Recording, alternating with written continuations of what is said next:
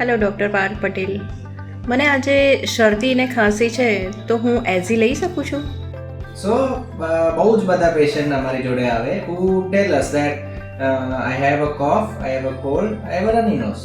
So, I have it since yesterday. So, can I just start Azithromycin or Azi or any brand name tomorrow? So, I would like to take this time to just spread awareness which will help prevent a catastrophe, hopefully. That is what I hope. So, Azithromycin, as everyone knows, is an antibiotic. So same way other products which are usually misused or usually are used because they are prescribed by someone and someone feels that every time this needs to be taken, or sometimes some people overuse it, some people use it, we don't want to take a chance.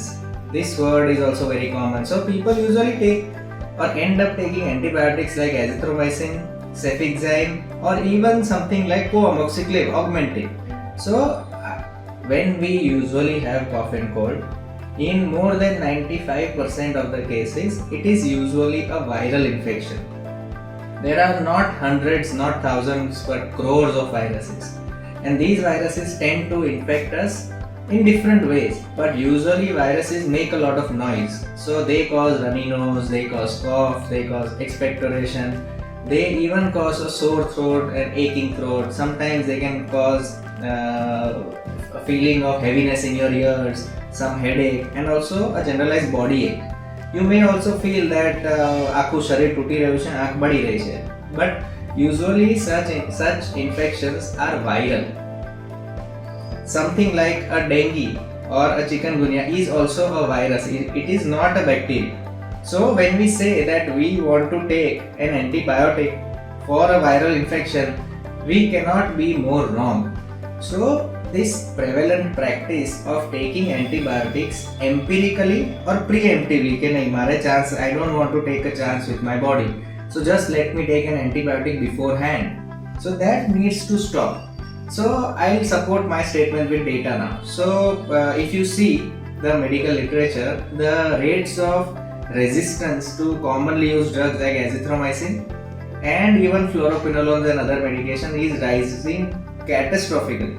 So which was somewhere between 5 to 7% has now risen to as high as 27 to 38%. So to give you an idea of how detrimental that can be, that if resistance of such organisms is so high in patients who are presenting as walk-ins or outpatients, the resistance of patients admitted in the ICU with same sorts of infections, definitely more severe like a pneumonia, are as high as 59 to 84% in our own India. So these studies, there are obviously more of them come from North India, but there are a lot of studies from all over the country which tell us that ICU patients have increasing resistance. But what we feel that there would have been something wrong, or he would have been very sick and that is why he has a resistant bug.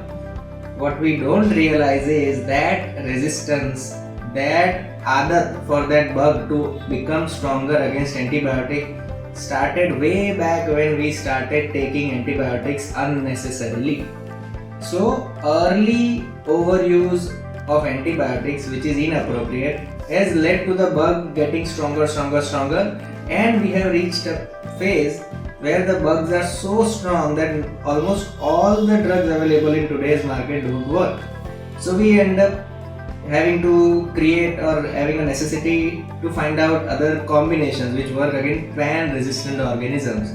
But a simple habit that if we have a viral infection, let our body's immune system handle it and we will just support it. This simple habit can stop this catastrophe from escalating.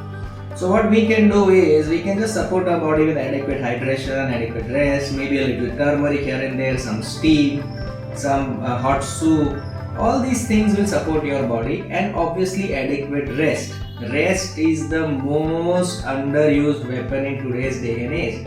The moment people feel okay, they go to the office, they start working. I'll work only 2 hours, that is what they tell themselves. But if your body doesn't have rest, it doesn't have time to combat the enemy at hand. It doesn't address the elephant in the room. It tries and addresses other things like office pressure. So it is my plea, and that is why I would like to take this opportunity once again to tell you, please don't overuse antibiotics for viral infections. Consult your family physician and ask him that is it actually a bacterial infection I am waiting or I am being treated for or I am having, or is it just a viral infection. And when it comes to I don't want to take a chance, there is no guarantee that anyone who has a viral infection will develop a bacterial infection.